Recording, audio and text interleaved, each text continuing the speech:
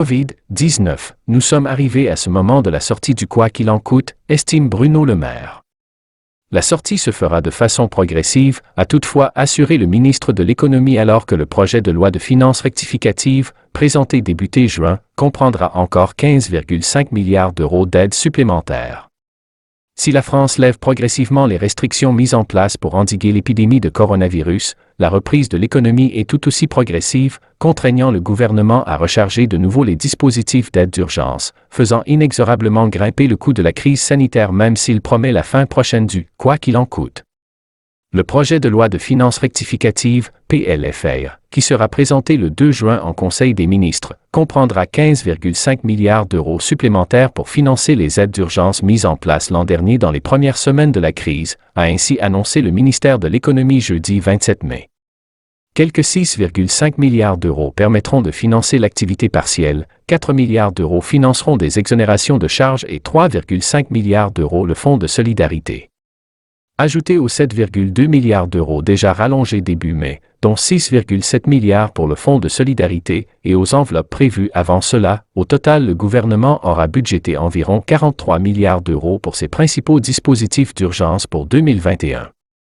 L'an dernier, l'État avait dépensé près de 42 milliards d'euros via la mission d'urgence liée à la crise du COVID-19, selon la Cour des comptes. Et c'est sans parler du front strictement sanitaire.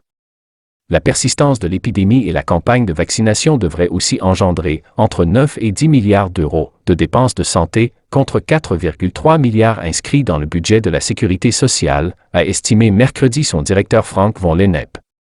Mais à Bercy, on reste optimiste. Ce quoi qu'il en coûte nous a permis de faire face à une crise économique sans précédent, il a protégé l'économie française, il a sauvé les emplois et il nous permet maintenant de rebondir vite et fort. Mais il ne peut pas être la règle dans des circonstances normales, a souligné dans un entretien aux Échos publié jeudi le ministre de l'Économie Bruno Le Maire.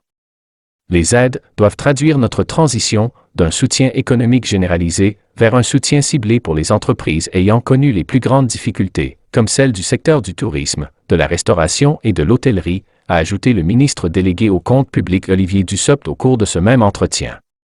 Nous sommes arrivés à ce moment de la sortie du quoi qu'il en coûte, mais nous le faisons progressivement, a résumé Bruno Le Maire sur France Inter. Car malgré le gonflement des enveloppes, le montant des aides va progressivement se réduire à mesure que les restrictions sanitaires sont levées et que l'activité reprend en conséquence. Le fonds de solidarité est notamment censé s'éteindre progressivement à la fin août, sous réserve de la poursuite de l'amélioration de la situation sanitaire.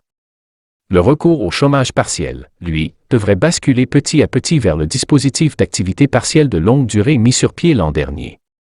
Mais Bruno Le Maire reste prudent, promettant, d'ici la fin du mois d'août, un point définitif sur la situation du monde économique pour voir quelles sont les toutes dernières aides qu'il faudra maintenir. Le ministre compte sur le rebond de l'économie grâce au déconfinement pour doper la croissance.